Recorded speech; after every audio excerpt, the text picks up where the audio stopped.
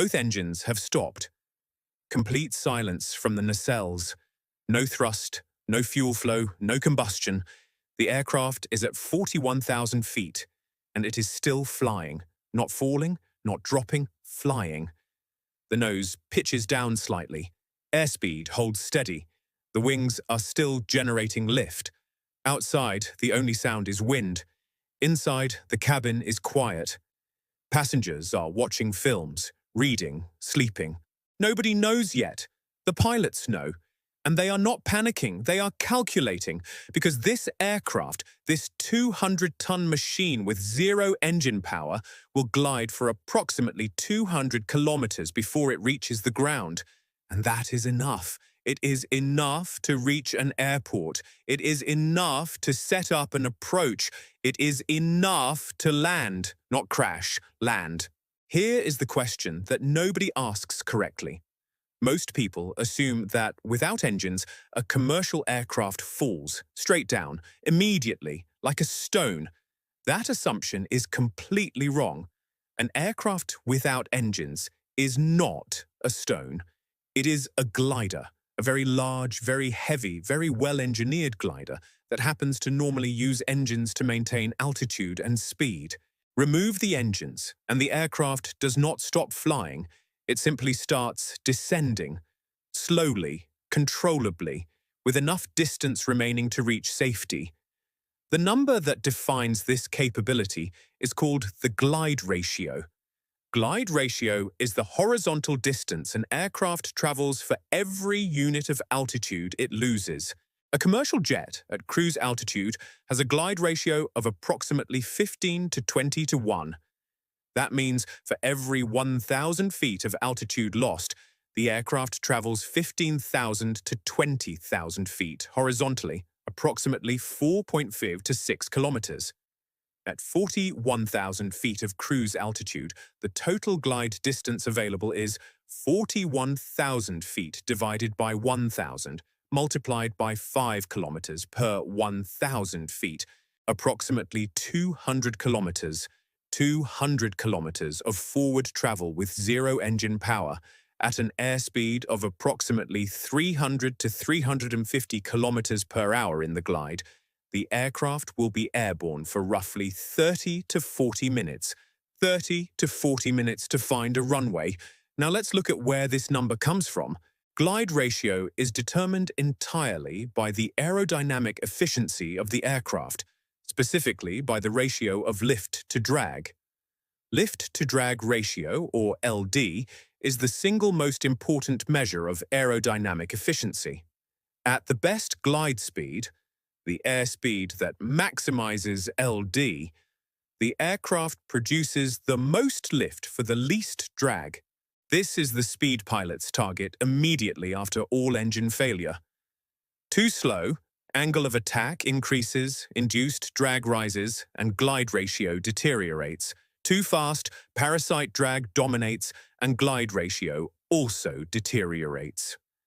There is one specific airspeed that sits at the peak of the LD curve, and that is the speed that gives maximum glide range.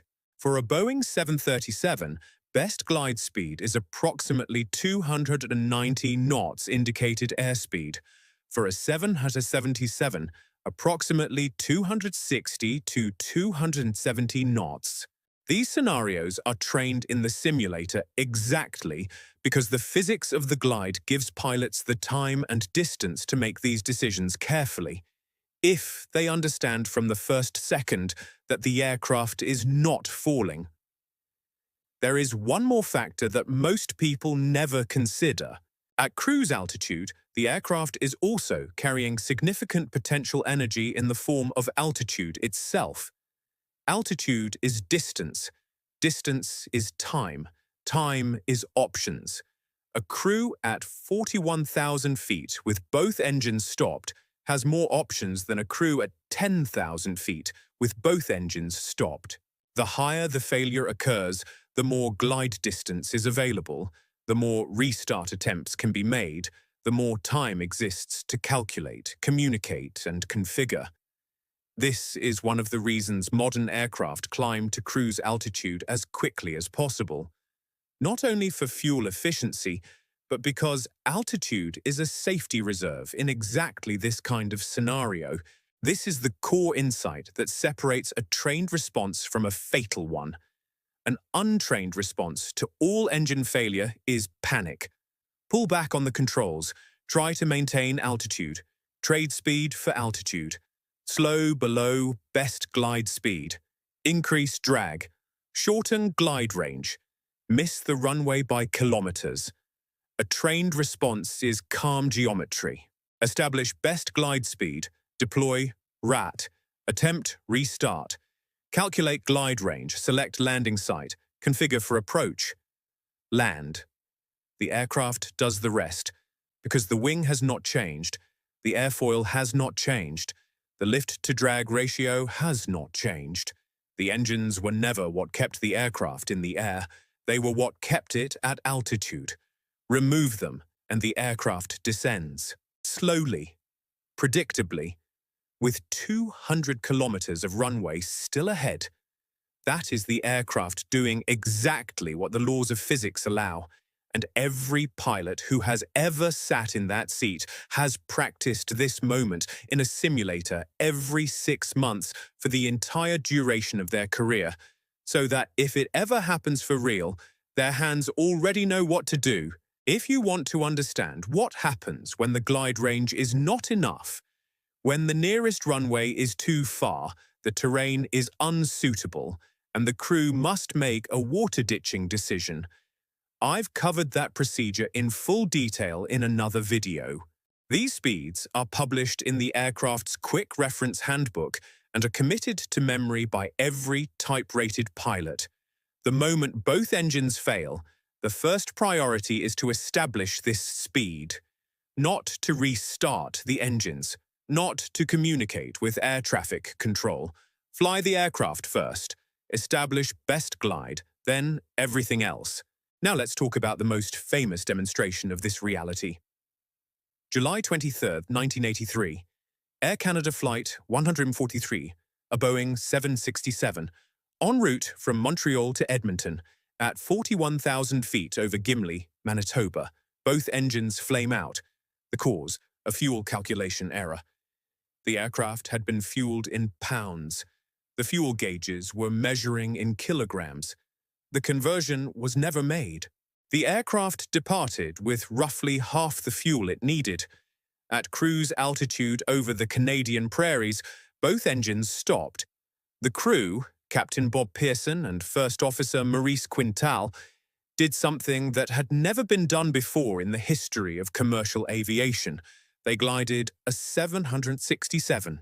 No engine power, no hydraulic power. The hydraulic pumps are engine-driven, no powered flight controls. Captain Pearson was a licensed glider pilot. He knew the physics. He knew the aircraft was flying, not falling. He knew he had distance and time. He identified the decommissioned Gimli Air Force Base airstrip, now being used as a drag racing track, as the closest available surface. The approach was too high. With no engine power, there was no go-around, no second attempt.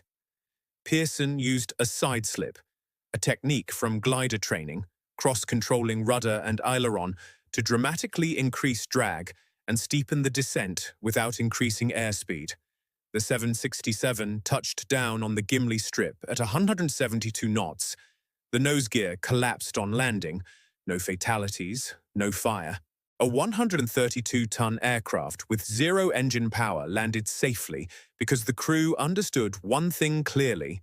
The aircraft was gliding, not falling. The Gimli Glider, as it became known, flew again after repairs and remained in commercial service until 2008. Now let's look at what actually happens in the cockpit during an all-engine failure at cruise altitude. The drill begins the moment the engines flame out. Airspeed is checked and adjusted to best glide. The Ram Air Turbine, RAT, deploys automatically. The RAT is a small turbine that extends from the fuselage into the airstream. It is driven by the aircraft's forward motion through the air. No engine power required.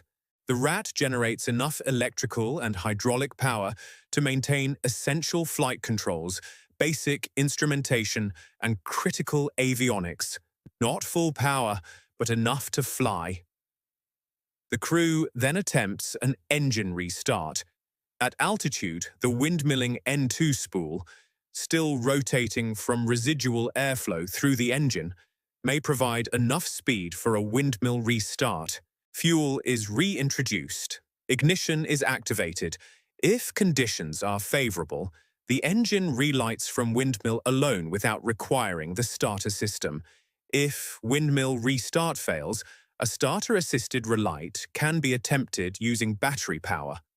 Each restart attempt takes approximately 30 to 60 seconds. The crew has the full glide time to attempt multiple relights. Simultaneously, the crew is communicating with ATC, declaring the emergency, receiving vectors to the nearest suitable airfield, and calculating whether glide range is sufficient. This calculation is critical. The crew computes their current altitude in thousands of feet, multiplies by the aircraft's glide ratio, and determines whether the target airport is within range.